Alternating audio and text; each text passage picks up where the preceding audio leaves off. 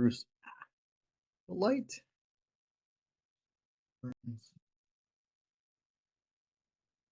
What's up, Frank? How's it going, man? Hey, how you doing, guys? How you doing, Jared? Good, man. Good. Awesome. Hey, what happened? Would we ever get the time to talk to your buddy about the potential lending on that Ogden deal? That's a good question because I sent him a text. He told me to call me back, Uh-huh. and I never get a response. But let me text him again. I'm actually going with someone who wants to see the property right now. Oh, nice. Okay, cool. Okay, yeah, I'm off today, so I will be driving, but yeah, I will be up there in Ogden right now because he wants to do actually yeah, I wanna. He wants to show me a property. He has a buyer. He's a wholesaler, but he has a buyer, a potential buyer. Okay. He told me he wants to bring his buyer, and he asked me for a JV. Obviously, yeah, we can talk to my partner and see how we can get things done. You know. Perfect. Perfect. Perfect. All right, guys. Cool. All right. So a couple maintenance notes or maintenance notes, but I don't know updates. What? Yeah. So Monday we'll be assigning out battle buddies. So if you have a request of who you want to have as your battle squad, Rachel and Jenny, they've given me some. They give me the requests, right, or demands, however you want to look at it. So, but yeah, I mean, if you guys want to be partnered with someone, like zero problems, all the better. You know what I mean? I don't care, So, uh, it's the only thing if you're with their spouse, I don't want the spouses to be together. That's the only thing, right? So, Papa Woody, you're not gonna be with Sam. But Cute, breaking up marriages. I'm just kidding. breaking up marriages. That's what we do. That's what we do here. Because breaking up marriages, guess what? They got to sell their house. So it's fun. That's true. That's next level. Yeah. Next level psychotic, maybe. True. Yeah. So Yeah. But also, cool. All right. So I do want to talk about. We're gonna have going for notice a little bit real quick, but then Courtney and Jenny had the deals they had some questions on, which I see neither one of the two on. So that's okay. Maybe we won't. But I wanted to go over some stuff. Speak of the devil. Okay. So we've talked about going for no before, those that were in the previous games and whatnot. Who here has read the book Go for No? Who is the author? I should look that up first.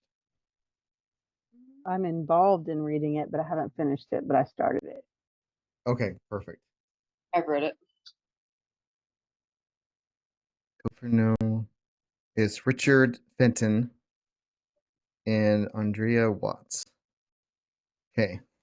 But I think it was, so Richard Fenton. I highly recommend it. It on I think on Audible, it's a short listen. I don't think it's very long at all. I mean, especially if you go on times 2 speed. But if you're if you're Audible listener, I'll listen to books all day long instead of reading. When I'm reading like books, it just puts me to sleep. I don't know why. But Me too. right? What an equal. But yeah, I highly recommend everyone going for now. There's multiple reasons for it, and this is why, like, when we're doing our MMA Wednesdays, and why we're intentionally just going for the nose. It's important to kind of focus on. This is the way to kind of help fall in love with the process.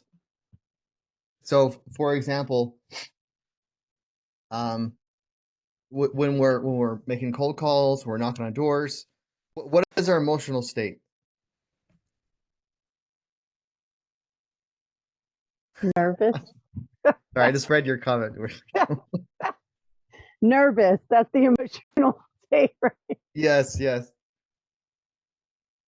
Oh my goodness, that's hilarious. That's why I like it. Okay. Sorry guys. Yeah. So the emotion, nervousness, right? You're nervous. And the biggest nervousness is usually right before, right? Once we get past that hurdle, it's typically not as bad. but there's still like the emotional state is usually like kind of like ups and downs because we're getting a lot more no's than we're getting yeses. That's for sure. And so we're getting no's, no's, no's. Someone's a jerk, and then we get someone that was kind of nice, and there was no's. Then we get someone. Oh, great! I wanted to do an appointment. Oh, cool, sweet. Or yes, I actually wanted to find out about real estate. Cool. Yeah, I'm gonna go to this meeting. Awesome. Then we're at cloud nine. Then we keep on calling. No, no, no, no, no, no, no. And so our emotional state is just up and down, and that is literally emotionally draining. I mean, 100% is emotionally draining. So I think that when we're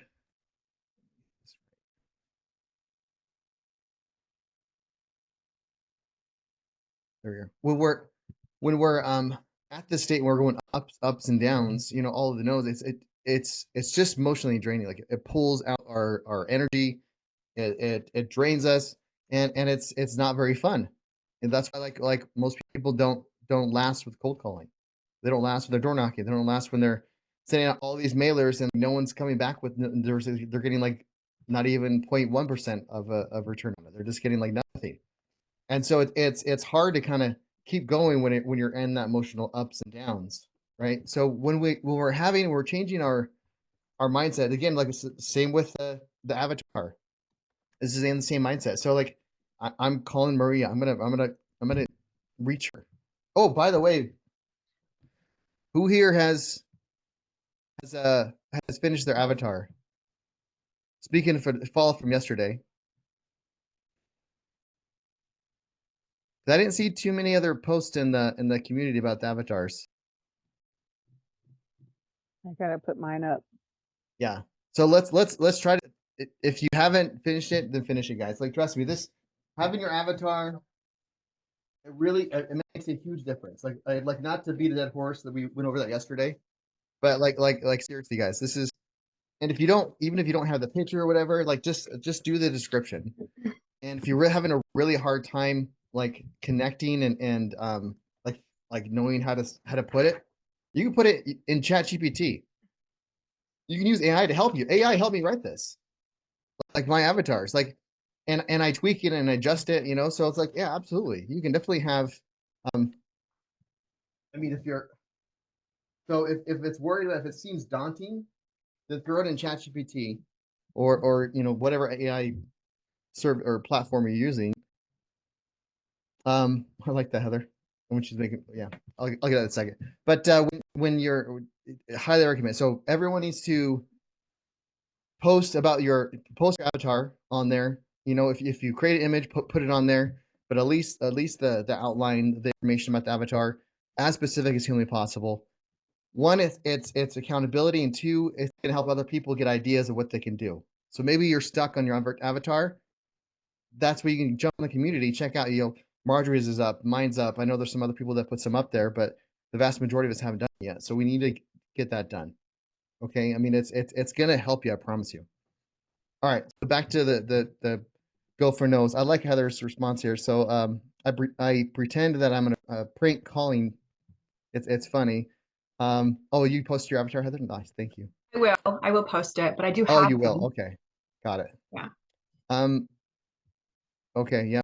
So I need to finish the description. Yeah, I pretend like I'm just prank calling people because I used to do that when I was younger, and I thought it's just funny. Just when you Yeah. just have fun with it, like you don't make it so serious, then it's just funner to do it. No, I love that. I love that. Because Love you that a get the lot. same response as if you prank call somebody. So if you just pretend like you're prank calling somebody, they're gonna say the same things. Like, I don't know. They tell you where to go and how to get there, and Right, because it's almost like your intention of prank calling is to get someone riled yeah, up or whatever. So if yeah, someone does get riled up, you're like, okay, mission accomplished. yeah, I got them. Yep. It's changing the. Is your refrigerator running? Yep. Yeah, that's a good opener to start. Hey, is your refrigerator running? I love that. Then you better catch it. Yeah, Bruce knows. He was a prank caller too. I get it. Totally vibe. Yeah, yeah. Me and Bruce grew up in the 80s and 90s, so yeah, prank calls were a thing before caller ID. That was the time. That was the golden age of prank calls. Right there. But even before they had minutes. But okay, so there were ups and downs, right?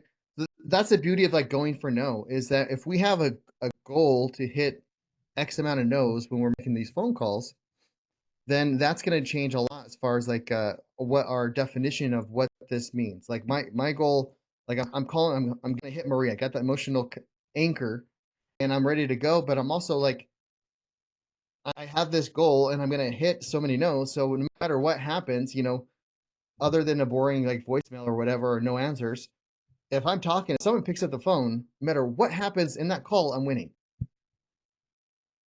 Like how hard would it be if no matter what happens in that call, you win?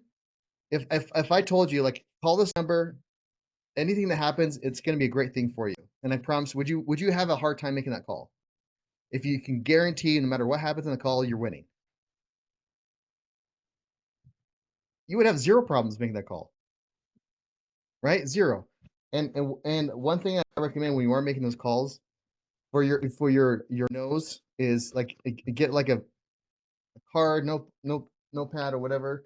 A lot of times I highlight those little 2x3 postcards or flashcards or whatever, and I'll just have like so many whatever my no goal is, how many no's I want to get, and then I'll put little boxes, and every time I hit a no, I'll do a check mark. Because they've done a ton of studies like this, and I said this in the Cool Calling Bonanza we did the other Saturday, or last Saturday actually. Um, every time that you do a check mark on something, you get a dopamine hit. Every time when I do when I create my to-do list, 'cause I do my to-do list in the morning or the night before for that day. The first, guess what? My to-do item on my to-do list. Make your no list. Almost, but my first one is make a to-do list. It really every time, and I put little box so I can check it off when it's done. And then when I'm done making that list, yes, I already started the momentum of accomplishing things. That's smart. I like that. I never thought about that. Yeah, I mean, it helps a lot. This is all psychology, guys. Let's work. Our brains are fascinating organ. Let's work with it instead of against it. And so if we have these no goals, no matter what happens, we're cool, awesome. You don't want it, no problem. No, moving on to next. Just keep moving on. So it dramatically changes everything. Another thing too, as well, like if I'm gonna call, like I have a time I'm calling, and I want to set 3 appointments today, or I want to set 1 appointment, whatever the maybe that goal is, because you can have the no goals and how many yeses you want to get to if you want. But the thing is, what happens with a lot of salespeople when they have like their quota? If they have a quota through the week, it's statistically across the board for salespeople. When they hit that quota, they slow down and don't do as much. So if their goal is to hit like 1 appointment that day or something, to schedule an appointment, just use an example. When they hit that 1 appointment, like it's either they stop calling altogether or dramatically reduces, and so they hit that 1 goal, then that's it. Then they kind of stop or slow down. But if it's like I'm not going to stop calling until 20 people tell me no. If the first person says, yeah, actually come see my house tomorrow. Awesome, cool. So I got 20 more no's to go. I'm gonna keep on calling, and you're gonna get more yeses by going for no's instead of yeses. Just because you're gonna keep on going, you're going for those no's. So that's something that they talk about in the book in greater detail. But in a nutshell, if you pull up bullet points, those are like the 2 main points that I took away. They have more points to it, obviously, but those are the 2 main points, right? So it's like your emotional stability is and also that you're going to get more yeses by going for more no's, because you're not going to slow down, even if and it's not intentional. Like I hit my goal, but I'm going to keep on calling, but you're still kind of like, yeah, I got a yes, and like, oh man, I'm not feeling good. I got that appointment. I got it. Maybe I should go look up that deal right now when it's my time for calling, and I'm going to do a deal analysis right now instead of making more calls or whatever. Whatever story we tell ourselves. So going for no is huge. So everyone needs to, when we're sitting down to doing our MMAs, it should be how many no's we're getting, not so much how many points we're getting. Does anybody have any questions, thoughts, comments on go for no? It made a big difference to think about it like that. That's all I'll say. It made a huge. It really literally turned everything on its head. Yeah. Yeah, and I mean, it's so understandable when people have a really hard time making those calls. It's so understandable. But when and the reason why it's understandable is we're all there, but or at least been there. And when we change the definition of things that we do, those hard things, people do hard things all the time, and it's almost it almost seems like it's effortless to some people, at least from the outside looking in, right? I mean, I can see some of the stuff that Bruce does, and like, dude, like, how do you do that, man? I mean, that's just like that's so cool, or Heather, or, or whatever, and it's like from the outside looking in, it's like, yeah, this is easy, but in reality, they for that thing, it's not hard for them because it changes the meaning of it. It's the same activity.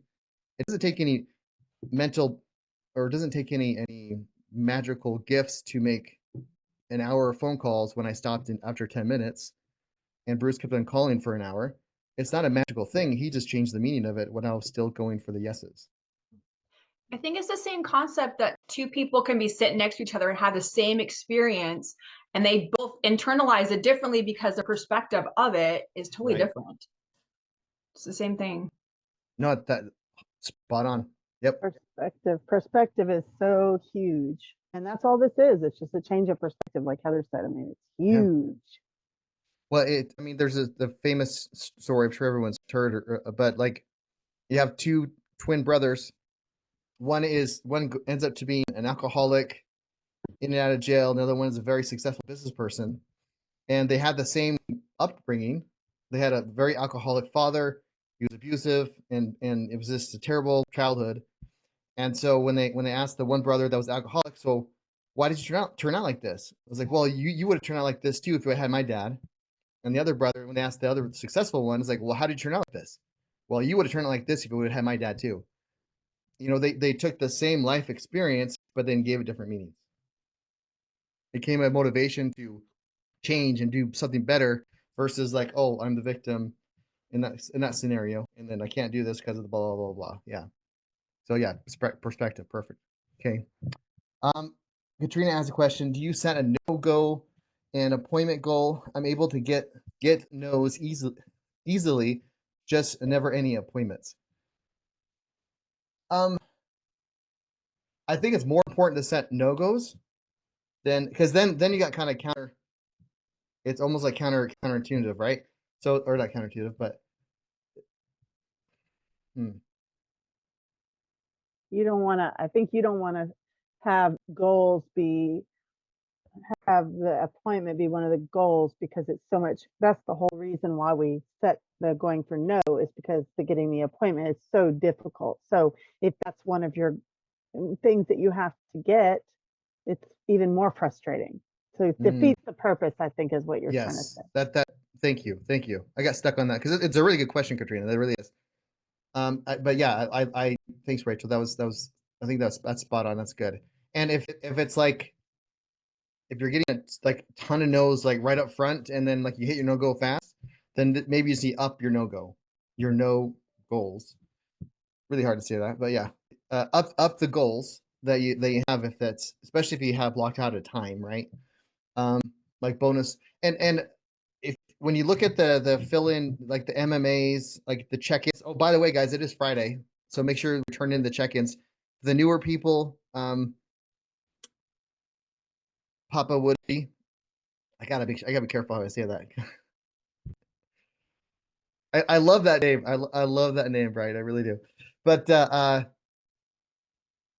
it's in the pinned comments in the what is it? What's it titled? Second. Point you guys the right direction. The Battle Squad accountability. That's the one for your turning in. And another thing, speaking of that too, guys, like in the your weekly check-in, there's a link in there, MMA check-ins due Friday night. That check-in, well, it has extra stuff in there as well, right? So like there's stuff to make cold calling fun, where like the cold calling bingo, or like there's stuff that you can do, like slipping the word meow into cold calling, like that kind of goes along with Heather's Heather's little prank calling thing, right? But you can do all sorts of stuff like that to make it fun. You know, like I want this guy to say pineapple during this call. I don't know how I'm gonna do it. I don't know. You could make it as fun as you want it to be. You know, I mean, it's there's Jenny. Perfect. Okay. But okay, any other comments or questions? I mean, Jenny had a deal that we wanted to look at, and also Courtney had one where we're gonna talk about as well. But any other thoughts, comments on that mindset shift?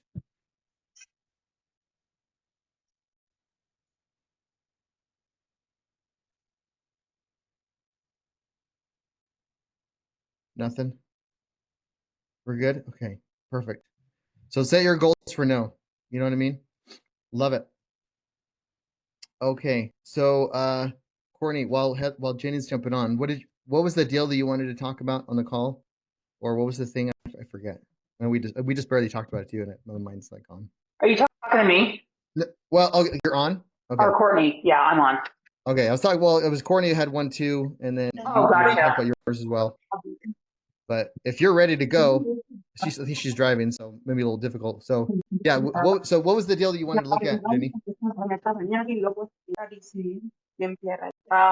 Okay. Do you want the address or one needs to mute? Yeah.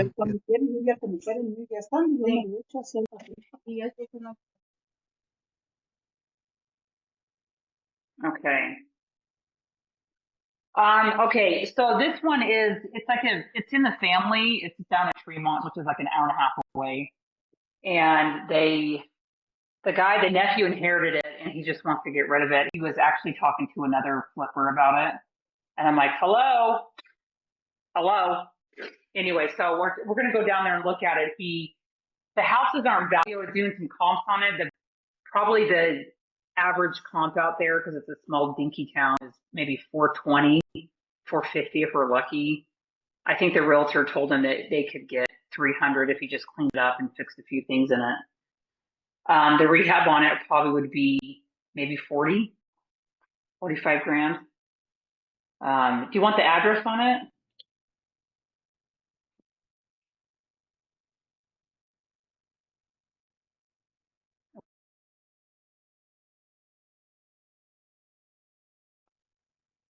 Jared's gone. Jared, we can't hear you. You're on mute. My bad. Okay, I'm here. Okay. Rude. I'm just kidding. Yeah, what was it? Season. It is. So let me pull it up real quick. 384 North, 200 East in Tremont.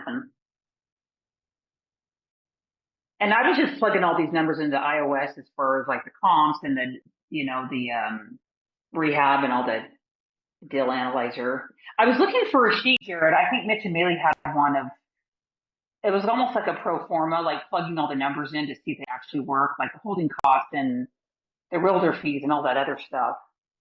I don't know if you know that sheet I'm talking about, or if you have one like that. Do I have an Excel, kind of like an Excel sheet with all you can do the numbers and stuff? Yep, No. Yep. I don't, but I can. That would be helpful because not everyone has Deal Machine or Renas iOS, and they could be on the no money or has time but has no money for this. So that could be a good resource. I don't think it would take me very much It would be to make one. It could be pretty simple. Yeah, because So I mean, if you're really getting into a deal, like knowing more precise numbers is really helpful. Yeah, I think that's a good idea. And I don't think it would take me very much to make something like that too. There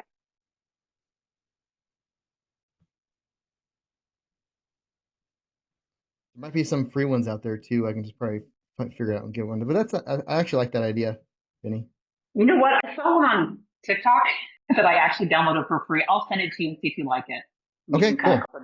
The one in iOS is pretty simple. I'd like one a little bit more comprehensive because it's numbers, right? It's a numbers game. No, absolutely. Well, and I think like even for the basic stuff, like going through the numbers and at least to get that quick, like, okay, here's the assuming it's going to be like $40 per square foot of rehab and all that stuff, and to get someone so they can at least feel confident that they can shoot out like a decent number. But the time I'm assuming is ARV. But okay, anyway, so this one here. Yeah, So and so real quick though, way. the house is owned outright. So if we end up flipping it, we're gonna nice. maybe ask him if he can carry the cost until it's finished. So that'll save us some money on that end. Totally. So I mean, we're just trying to think of different negotiation deals. And there's one that sold in the area. The lowest one I saw sold was like $255 back in March. Mm-hmm. If I can get it around $255 and then have like a $150,000 spread, that'd be ideal. So the I'm agent just trying said to figure out how to. if you fix some stuff, then he probably can sell for 300 is what he was told. As is, because it's old. I mean, the house was built in the 60s. I mean, and that's to be honest, like that's kind of that sounds fairly reasonable, right? So if your number like for the flip is like 250, it's a very rarity when the agent gives for flippers like decent numbers. So that's that's what I was telling my dad, because we might partner on this deal, and I said, you have to realize, and this will be a negotiation tactic, but those just throwing out numbers. And once we get in the house and realize there's things to negotiate about, like, oh, your electrical's crappy and there's a foundation issue, they're like, that's just a rough number. Doesn't mean what he's going to get for that. Right, exactly. And that's if he fixed stuff though. So he knows that to get to the 300, he has to fix things. So that's where it's like, right. You know, how about you don't put in your time and energy to fix it? We'll give you basically the difference in the 250. So instead of having to put in 50K in your time, we'll just give you what you would have got anyways. Right. Here's the thing, right? So it looks like they already listed it, huh? No, well, no, did they? That's his estimate. Okay. Yeah, there's estimate, which is the estimates in Utah's is more worse. That's right. That's English, right? It's not as good in Utah than other states, just because of the nature of the MLS and how it's non-disclosure. Like, does this group come with a dictionary for Jared? Jaredese. It maybe that someone needs to come up with the Jaredese. I kid you. I don't know if I told you this before, but when I was as a manager at Walmart, there was like a running joke that you have to speak Jaredese. Like it was, and make up words and sending people. I mean, it was funny. Like I sent an email and I can't remember what I messed up on to someone, and it was just like, it was just weird. Like it was a fun thing. Anyways, moving on. Yeah, I think that's pretty. You said you looked at the Renato iOS, right? Right. In comps. Yeah. So what's your questions or thoughts? You just wanted the adult set of eyes on this thing or? Yeah, I mean, that's the biggest thing. So, I mean, we're going to go in there today. We're going to drive there this afternoon and look at it. So I just want to get some negotiation tactics of how to. Mm-hmm. I mean, so the first thing is like, what do you know about the seller? Like, what's their deal? So the son, so it was my mom's aunt's house. She and her husband died, and then the son got it, and he's about to die. So then the nephew has it, and he just wants to get rid of it. So one of my things is like, I need to figure out what he wants. Like, how much money does he need for whatever he, if he wants 50 grand, then shoot, give me the house for 200. So I think that's the biggest thing is like, what does he want out of it? Mm-hmm. How much can I negotiate, and what tactics do I have to negotiate this deal with? Mm-hmm. Because he's willing to hold off on these other people so we can have a chance to look at it. And so, I mean, there's obviously going to be things in there that I can use as a negotiation tactic. Has the other people given an offer yet, or have they looked at it yet? No, a friend of a friend knew a flipper, and they're like, oh, he can make you an offer. I'm like, oh, fun. Like, let's take a look at this. Right. So I don't know if he has 300 set in his brain that he wants to get for it, or if I can go lower. He may not care. I don't know. I don't even know this guy, even though he's family. Right. Well, I mean, you definitely want him to say the number first before you throw out 250, because he might be happy with 200. You know what I mean? Oh, that's true. So it's the cliche is, but it's very true. Who speaks first loses. I mean, that's just okay. It's very, very true. I mean, that even Bob Snyder said it. So it's good. Yeah. What I would ask him, point out, like, yeah. So ask him again, like, so the realtor said just to recap, make sure we're on the same page. The realtor said that it was 300. We have to do a bunch of work on it to kind of get to that point. So what would it be? I mean, if you didn't do any work, what do you think you would get if you didn't have to do all that work and just was able to sell the property as is? What would make sense for you?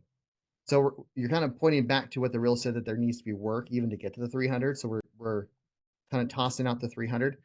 Another thing too, it's almost like it would be almost beneficial for the other flipper to give him an offer, and then whatever, then if you find out what that is, right? 'Cause usually you can get that out of the person. Like if you find out what it is now, then you can kind of outbid them, or you can at least have an idea where they're sitting at, and then we can kind of see, because when other people are, because two different things can happen.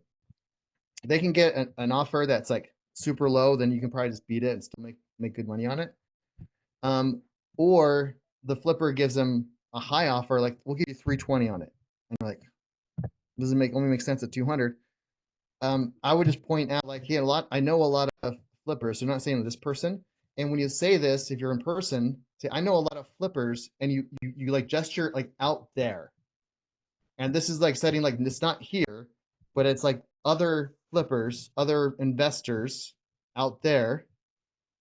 They offer you a decent amount, but then once they get it under contract, and nickel and dime you to death until you end up paying something like in this property maybe 150 or something. They keep nickel and diming it until they're giving an extra $150,000 discount. You know, for my number, when I get an offer, I do like to try to keep it as true to that number. You know, there's weird things can happen. We have to re-talk about that, but for the most part, for most of my deals, I try to keep it to the same number so it's realistic from the get-go. So you're talking about the negative stuff about people in our industry, and you're pointing out there. When it's the positive stuff, you're like, here.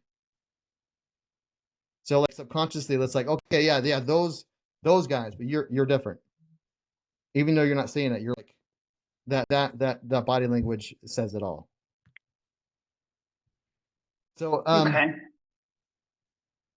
So I would just kind of point. So do you think, is he going to have them come look at it after you? Do you know if they're going to? I don't Sure. know, because my mom was saying, she's like, well, at least give us a chance. And so, Okay. I mean, I think if we can get a decent offer, but I like that though, of having him say the number first. I mean, I don't know if I should talk to the flipper, have him get an offer from the other guy, because that could hurt or help me, right?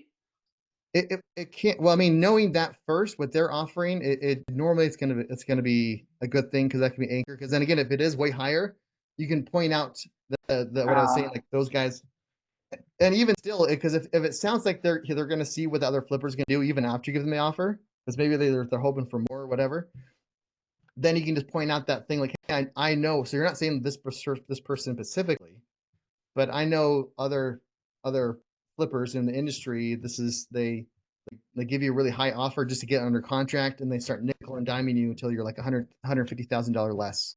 So just be careful. That's all. I don't want you to go through that headache. I've seen a lot of people go through that. Like, you're doing almost as a concern. Like, just, if you don't go through me, that's fine.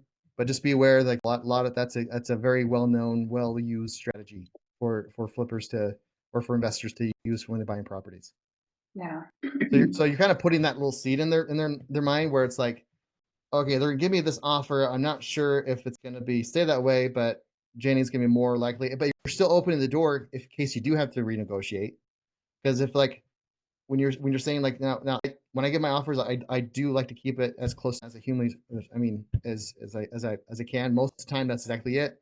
Occasionally, there's like some really weird things, foundation issues pop up or whatever. Then we can kind of talk about it and go from there. But so you're kind of open it, because sometimes you do have to renegotiate, even if you don't want to, right? Or even if that's not your initial plan. Does that make sense? So we still want to leave that door open. That, like, hey, you said you would never renegotiate. We're like, well, then you can go, when you start that conversation to renegotiation. Like, do you remember when I talked about, like, how I'd like to keep the price how it is unless there's something really strange thing happens, or kind of out of the norm? Well, when we had my contract going in, that this foundation challenge, or it turned out there was termites or whatever it is, right?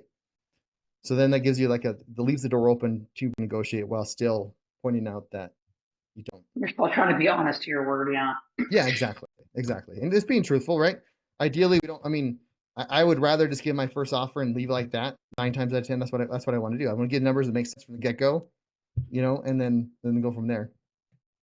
There's not a whole lot of, I mean, there's not a whole lot of comps. Like the lowest one was back in March of last year.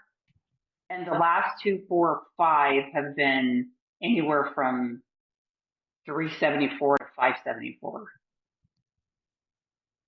So, I mean, I don't know if that really matters though, but I would just assume that I'm looking about the low 400s for this place to be on the safe side. So January, the last one, January this year was 432. It sold. December 428. So I would probably trust those numbers the most. Yeah, and you said the agent also looked up. It was like two or 420 and 450, right? I don't know. I don't know. She just told him 300, which is probably, I think is probably pretty true if he doesn't do anything because the place is freaking old. Right. Well, she said 300 if they did some repairs on it, right?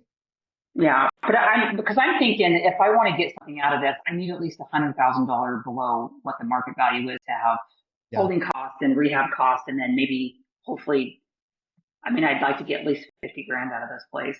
Sure. I mean, the other option is to wholesale it too, right? Because it's very inconvenient to go up there. Right. Well, and there's lots of supply places close. With it being free and clear, it's a great opportunity for seller financing.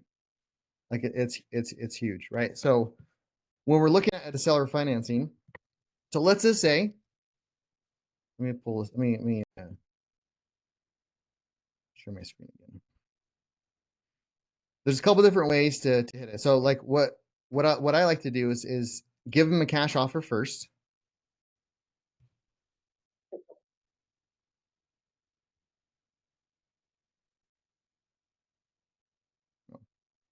Give them a cash offer first, and that cash offer is, if my intention is really like I want some creative financing in this deal, my cash offer is like the anchor, where if they're looking at if they're looking at a lower price or if it's the same strategy. I mean, I think I used this example in last games, but at Walmart when we would do price deductions, we try to put the was price as much as humanly possible, because if I see a can of soda that's on display and it's $3, I'm like, that's kind of expensive for a soda. I'm not going to buy that. But then if I put a was sign, was $5. Oh, that's a lot. $3 is way better than $5 for a drink. It's the same price, but you feel different about it. Yeah. The was price is anchoring you into that price point versus, and this is what a lot of people mess up on negotiations, is that what they'll do is like the seller's asking for 400. We'll just say the seller's asking for 300 and you want to get 250. So now they're comparing that 250 to 300. And it's like, oh man, there's some feel bads. There's some emotions there. Like, oh man, I really was hoping for 300 and you're offering me 250. Versus if you anchor them into, if you bring up like, oh yeah, I know a lot of people that would give offers and properties like this. You probably maybe got some other offers. Like I bet some of my other investors or my other people that are, remember, you're out there, investors might even offer you like at 195 or something like that. I definitely know a lot of people that would offer that amount. Have you had something like that? So I'm just saying, I'm not saying I'm offering 195, but and I'm just saying I know other people, because it's true. I know plenty of people that offer 195 in this property. I'm not lying. So just me suggesting that people would buy it for 195 is actually anchoring them to that 195. And I say 195 a couple times during that first part of the conversation. So it's kind of anchored in. And so then when I give them my 250 offer, it's a way better than 195. Like, oh yeah, that's like $55,000 more than what you're saying the other guy was doing. And you can do body language, like comments on like, yeah, I know plenty of other investors you're out here that would offer 195 on this, and you're like kind of emphasizing the lower part. Then it's like, oh yeah, that is lower, right? Body language when you're face to face, or even on Zoom like this, that's great. when you're on the phone, it's all about tonality, and well, the tonality is important no matter where you're at, but you're focusing more on tonality because that's the tool you have. But if they can see you, then those body language is going to be big, right? So then you're like, when you do offer, like, because I know it's at 195, and then if you find out what their pain points are, we talked about it before in the previous games, but then I can offer you 250 or 250 $251,450.12. You can even do this while you're doing that, because then it's like you're setting that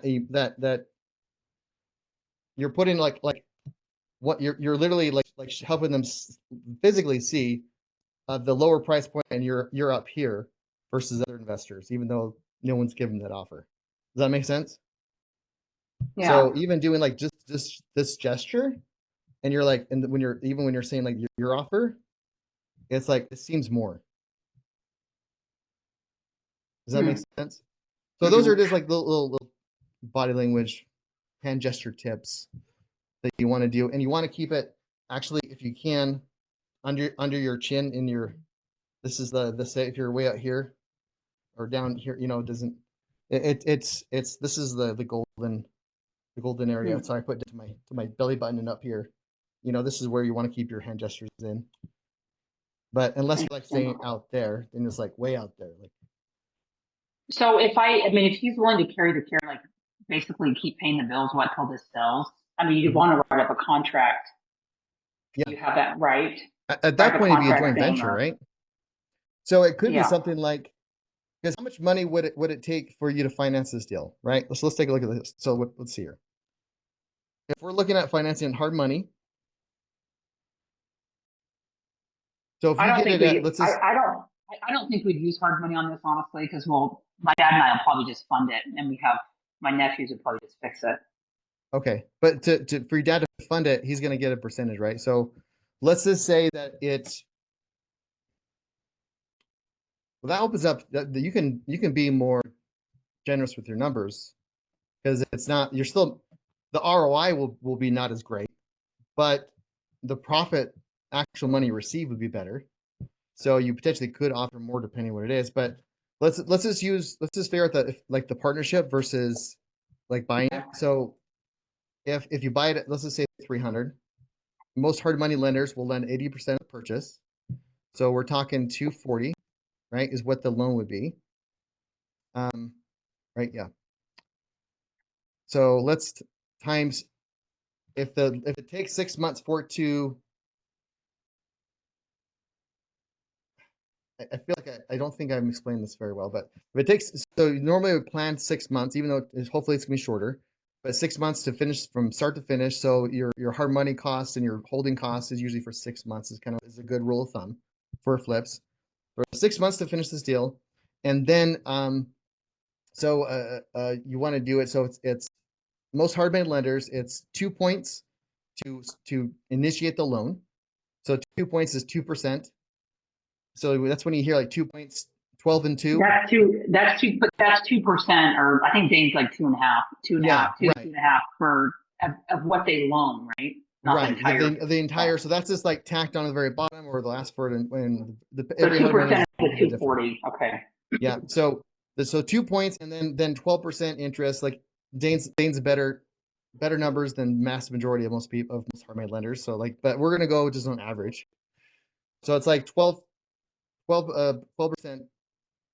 if you do the math, it's like 1% per month, because it's 12 months.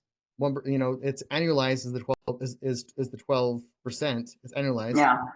So when you really look at it, it's actually 8%, because it's like you're actually paying total like 6% of interest because of the 6 months, and then another 2% because of the resiation to start it up. So you can just figure out what 8% is. That's your money cost for hard money. Does that make sense? If I lost somebody, that's an easy way to that's easy to figure that out. So it's just, I mean, I could obviously just do times 2%, then plus 2% and plus 6%, but I don't know. It's just, it's basically 8% when you add it. Exactly, right? So it's going to cost you an extra $19,000 just for hard money costs, right? just for that 6 Mhm. months, 19 grand. And if your number is like 270 or 250,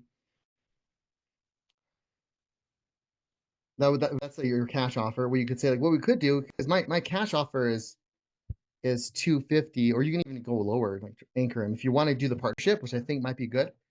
One, you need to find out exactly what their time frame is, like why do they want to sell? Because I know it's inherited property, sure, but is there anything that he needs to do with the money now?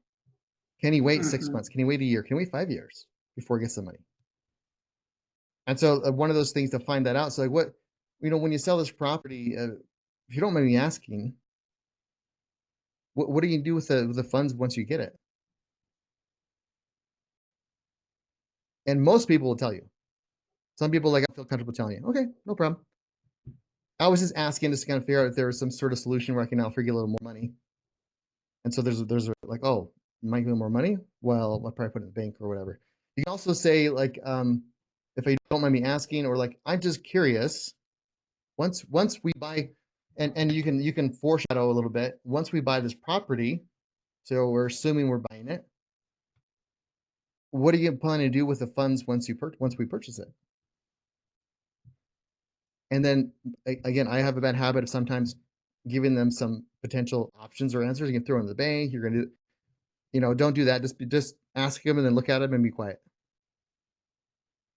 and let them answer, right? Because then that'll give you an idea of what they're going to do, and also like, oh, I got to pay off this debt. Da da da.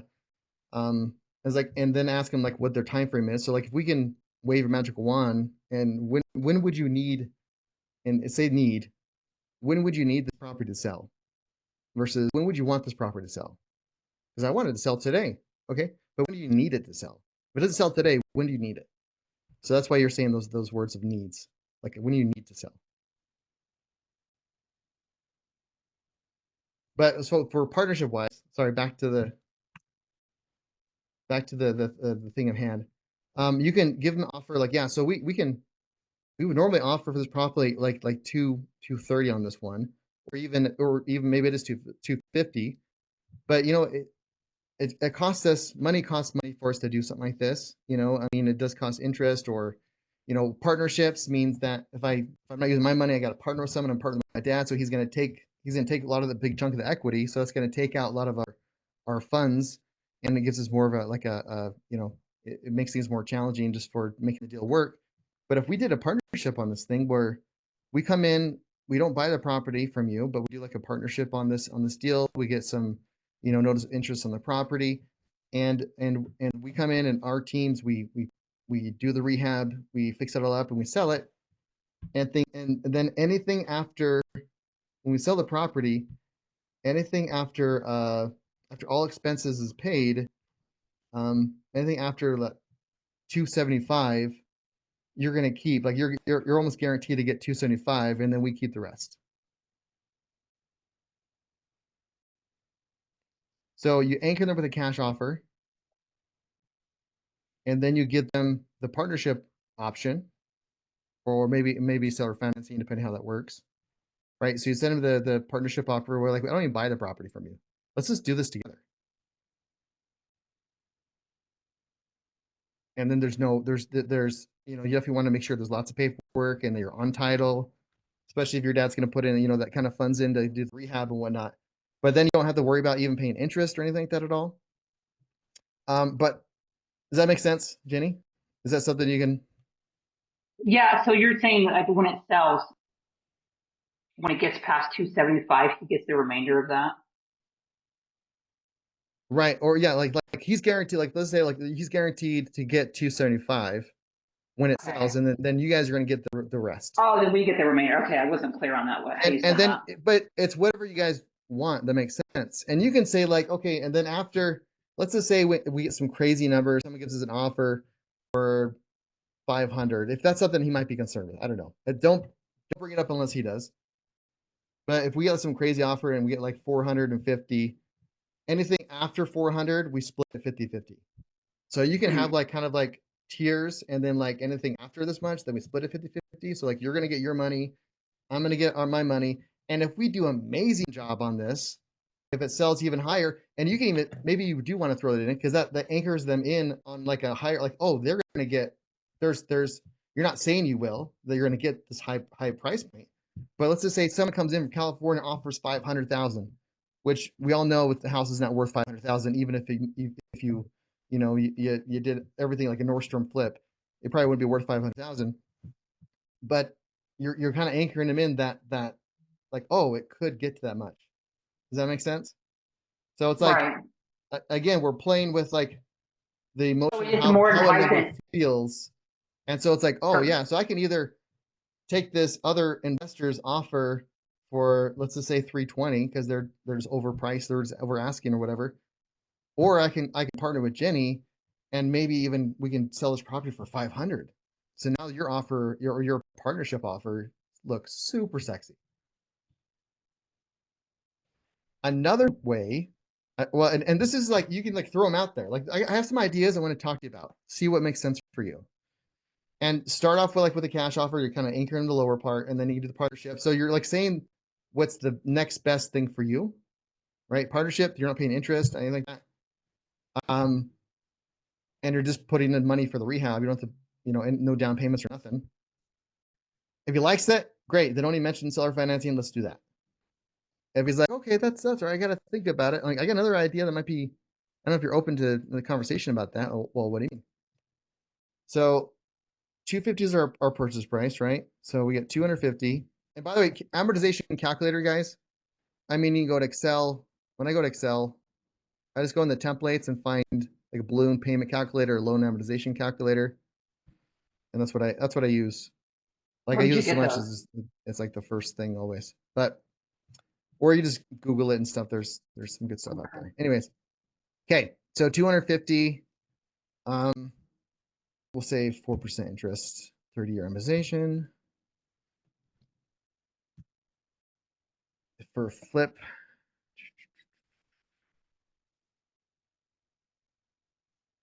yeah, for flip it's not.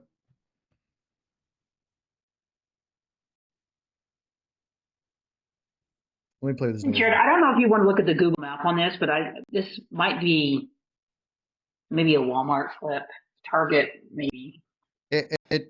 Yeah, Tremont is definitely a Walmart, maybe. At level of Target, but not, Target, yeah. Lower in Yeah, Target. okay. Yeah. That's what I was thinking. So one thing is like, okay, if they're like really head set on, for seller financing, so this we can offer even a little more, for example. Okay, so like, and with your scenario, with your dad putting in the funds of the whole thing, seller financing may not be a great option for you because you're still paying interest, right? So if it's for seller financing, let's just say like, I can do, I mean, because I can't get you the 300 that you're, let's just say if he's insistent on getting 300, if I can get you the 300, what if I was able to get you closer or like 290, or even, now you guys would do this as a flip, not as a buy and hold, or is that a thing you guys want to consider?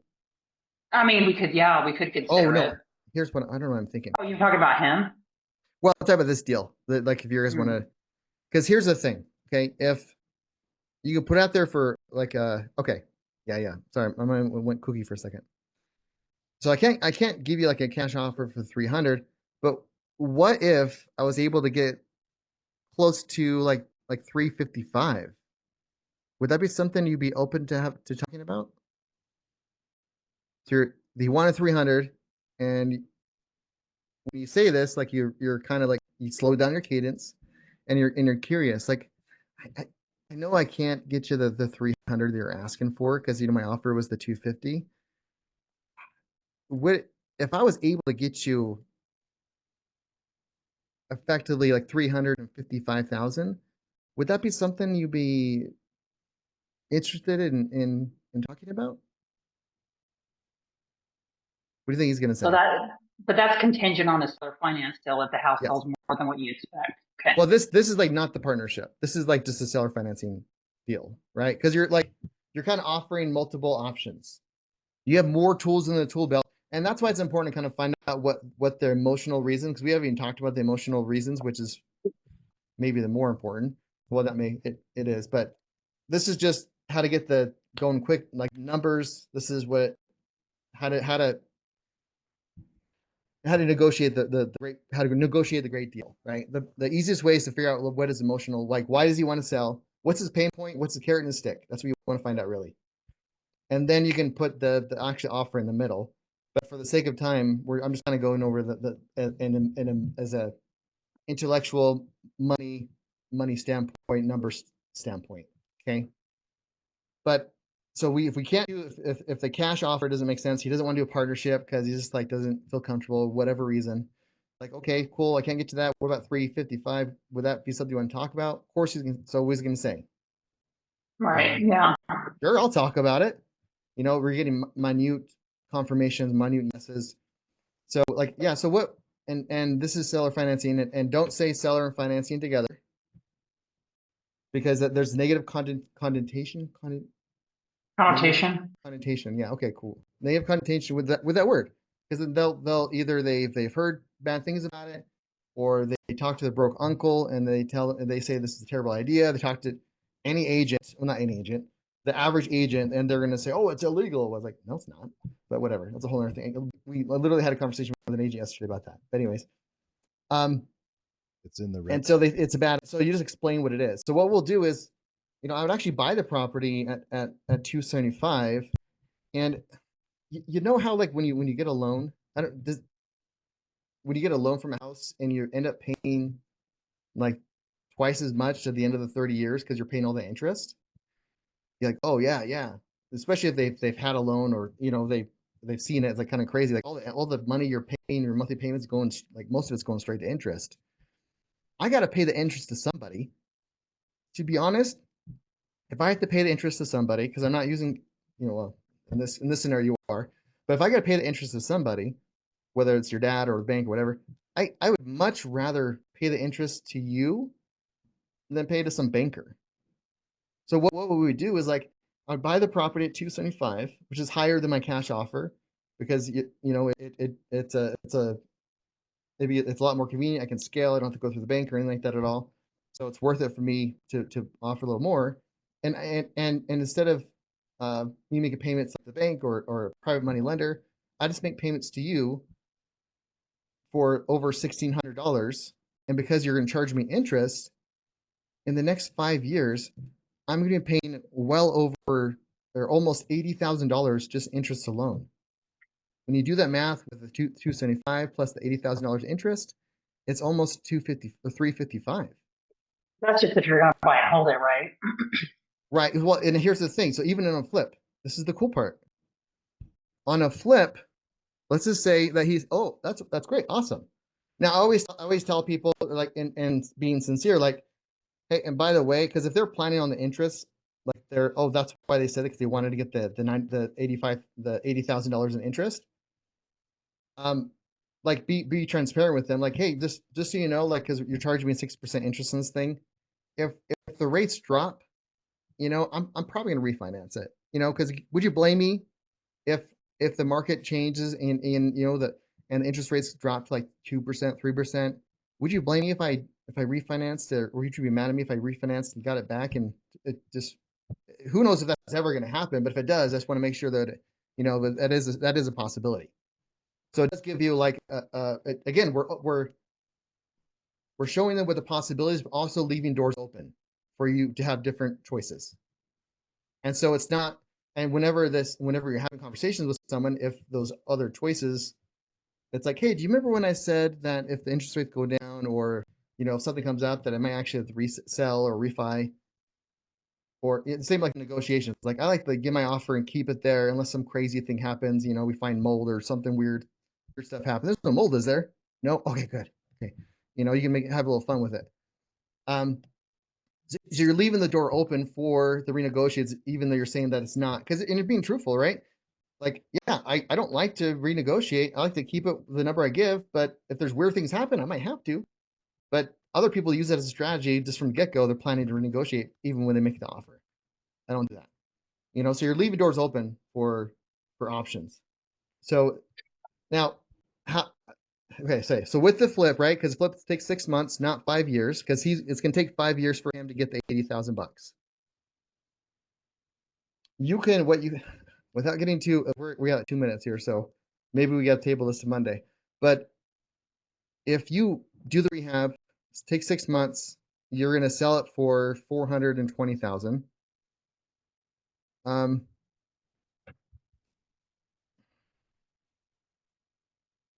So there's a loan of 275 at 6% interest, and then you do the rehab. You put in, you said about 40,000 for rehab for quick Yeah, estimates, 40, right? yeah, 40 to 50. 40 to 50. Okay, we'll say 50. And it's like your dad's money, so like there's like no money costs of, well, officially. Right. And you're gonna sell the property for 420. Okay, so let's just say that's done, and then you're like, you know what, let's sell this property.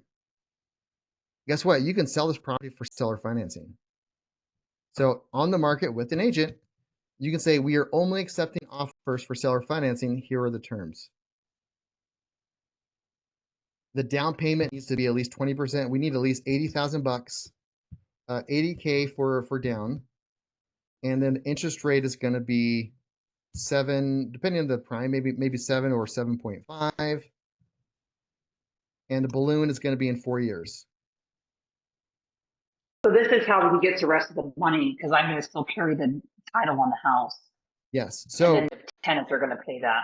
Right. So if they're gonna buy it at 420, which means their loan is gonna be at 3, what is it? So 340 is the loan. Okay, this is the new owners. So the new loan is a 340.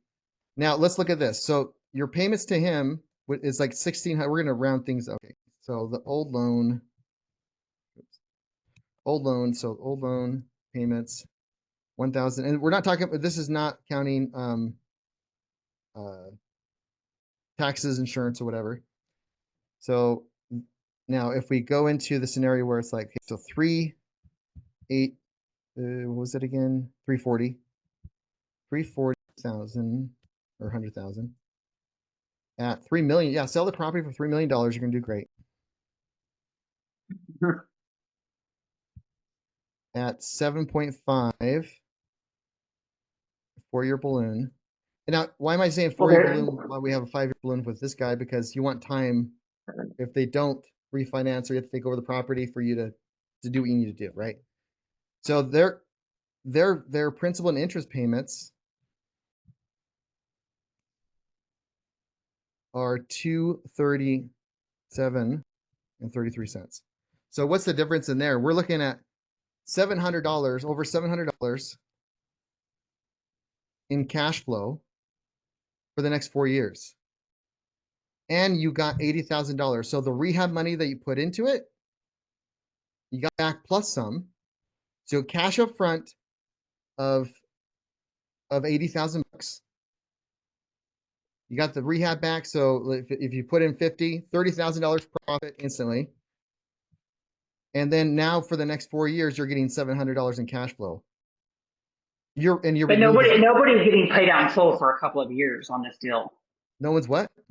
No one's getting paid out in full on this deal for a few years. Right. If you do it this way. Well, I mean, if you just put in $50,000, because we haven't said a word about down payment to the seller, did we? Right. If he doesn't bring it up, don't bring it up. Right. So you get 30 grand up front, and then you'll get the rest of it throughout the 4 years. Exactly. Okay. You put in 50, got back 80, and now for the next 4 years, you get paid 700 bucks. And guess what? You're the position of the bank. The bank, I have a mortgage on this house I'm living in.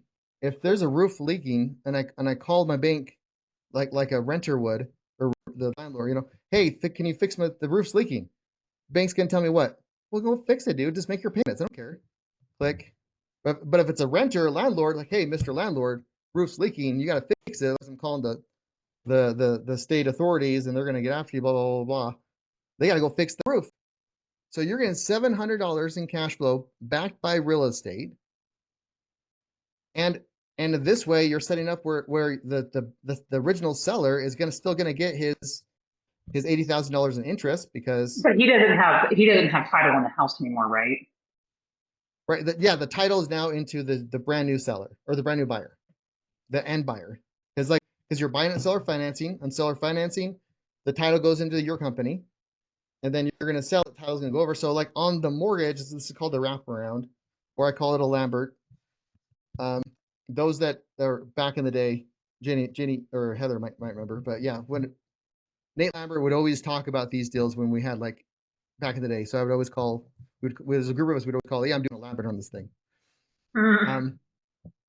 But anyways, sorry, that's a little inside baseball there. But yeah, $700 in cash flow. Yeah, getting all the money back. That's a kick-ass deal. I don't understand how. So when if I sell it to a buyer, they're going to have the title in their name. Yes, but the loan's still going to be in place.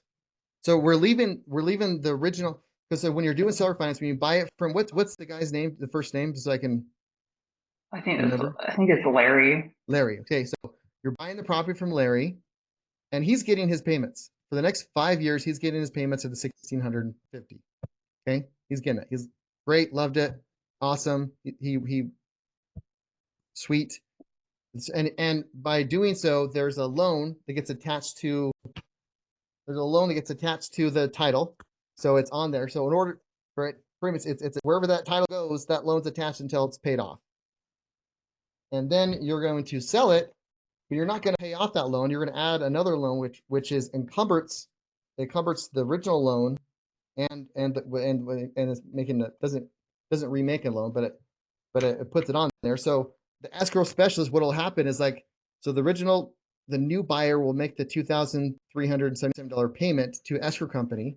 The escrow company makes sure that the $1,600 is paid to Larry, or I forgot his name already, to the original seller, and then the $700 plus goes to you guys wherever you wanted to go. So that as far as like the end buyer, he's making a mortgage payment.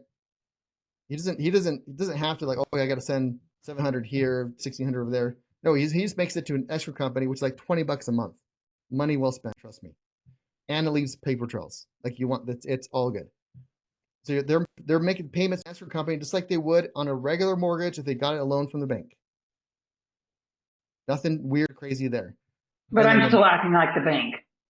Yeah, exactly. That's exactly right. You're the bank. That's it. There's nothing. But it goes through an wrong escrow with you being the company. bank. What was that? But it goes through an escrow company. Yes, exactly. A third party. They have no. They don't care more about you or the seller or the other new seller or new buyer. Then they care about what the documents say. That's what they're going to do. They are impartial. Like, oh, this, you want me to do this? Okay, we're going to do this. If you want me to change it, unless it's written down, all parties agree, I'm not changing anything until it's on here, right? Does that make sense? Mostly. I feel like I lost. What part? Can you explain? Are you guys okay if we go a little bit longer? Because I want to leave it like this, especially who's about to go out there. Yes, But please go longer. give me explain it to me. Okay, so what I don't get, because you're talking about an old payment, a new payment. There's no mortgage on the house right now. Right, but if you buy it on seller financing, so we're gonna make a mortgage when you're buying it from. Okay. So we're making a mortgage for the, what was it, the 275 6% interest. That's the new loan, or that's the the loan that we're making with him, with the guy you're talking to today. 6 months later, you fix it up, you put in 50 grand, and you're going to sell it, and you're making a new loan to the new buyer, and it encumbers the old loan as well. So the old loan stays, and you're making a new loan on top of it. Which that new loan payment. So the old loan is what I have to pay him. Right. To get to the 275. Okay. Yes, exactly. Right. So this would be, sorry, you told me it was a Larry? What's the guy's name again? Yeah, that's right. Larry. So Larry's loan, and then the end buyer, homeowner. So it's almost like an arbitrage deal in a way. Yeah, exactly. Okay. And so we got Larry's loan. You're paying Larry $1,600 a month, but Bob's paying you $2,300 a month. So you're just keeping the difference. And then I can charge whatever interest rate I want on that one too, right? Yeah. I mean, providing the market's gonna hold. And here's the thing, like, well, who's gonna pay $80,000 down on a payment, or 20% down, or even if you get like, I just want $50,000 back, for example. There are a ton of people, for example, people that are in this call would, if they had the funds for it, that we're prime candidates. So entrepreneurs, what do entrepreneurs do? We write off everything. My AGI, my adjusted gross income for last year was 19,000. As far as the government bank's concerned, I make $19,000 a year. That's what the government's. And it's just following the laws, following the strategy we learned in Renatus. Nothing. So it's hard for me to qualify for certain products and loans. But if I see a property that looks really nice and it fits my criteria, I got the cash to put the down payment, sweet, awesome. Or maybe they want to keep it as a rental, or maybe people with questionable immigration status. There's plenty of people that can't get a loan because they came over here legally, and they're good, hardworking people. Like, these are the people you want to give citizenships to or residency, but that's a whole nother thing. But they're good, hardworking people. Maybe they're doing a construction business, and that's how they're making their money. They're getting paid cash and stuff, so they can't qualify for loans either. But they got the 50, 80,000 for a down payment, and so they're happily pay 8% or 7%, or depending on what the circumstances are for the seller financing. So this still is if he doesn't want any money up front. Right. Well, yeah, and just don't offer it. If he asked about it, then yeah. But here's the thing. So let's just say it takes 50,000 for the rehab, and his, like, he wants 10% down, so 27,000 for the cost, right? For his down payment. But if you get 80 down on the resell, then you just basically all the money back, but now you have cash flow with basically no real money out of pocket. Wow, this is interesting. $700 for the next 4 years. And let's just say, okay, great. Let's just say, maybe we can't find seller financing, like no one's biting, whatever. All right, then just sell it for the regular price and still make a profit. Like, make sure that if you bought it for $275, that's what we offer for seller financing. If you bought $275, it still makes sense, even if you did it as a cash deal, for example. Right? Then great, cool. If not, then right. So then you have multiple different exit strategies. So you can't just sell it outright for the traditional financing, whatever. Because who knows what happens? You want to have multiple exit strategies, but you also want to. This is a great way where you can really make long-term cash flow without having to worry about tenants, toilets, any of that stuff. Because the new owners are going to have to take care of all that. Yeah. Even if they keep it as an investment property, and there's no the renter just bounces, they had to evict him or whatever, they're still gonna make the payment. If I have a rental property and mortgage, I still make the payment regardless of this making money or not. So if the new buyers don't make the payment, then does the property get deeded back to you? Yeah. Okay. And you can do some. Keep on going too deep in the weeds here, but you can do something like you can ask or demand the new buyer to do a deed in lieu of foreclosure, which means that they're later than like 60 days in the payments, they forego their rights to foreclosure process, which can take anywhere from 90 days to a year to get them out. They're foregoing that right from the very beginning if they meet these terms. So you're late more than 2 months, I'm taking over the property. I'm going to evict you and get you out. Which means the down payment you keep, the any payments they made you keep, and then you just get them out, fix it up, and then sell it again. Wash and repeat. There was a guy that he was saying that he sold the same property like he did this on mobile homes, especially. I think, who was telling me? Was it you, Heather? Was it you, Heather? I don't remember. But anyways, they'd done like 3, maybe, right? I don't remember. But like he did like sold the same. Oh, it was Pete Smalley said this the other day. But it was like this one guy for mobile homes, like he sold the same trailer 5 times. Wow.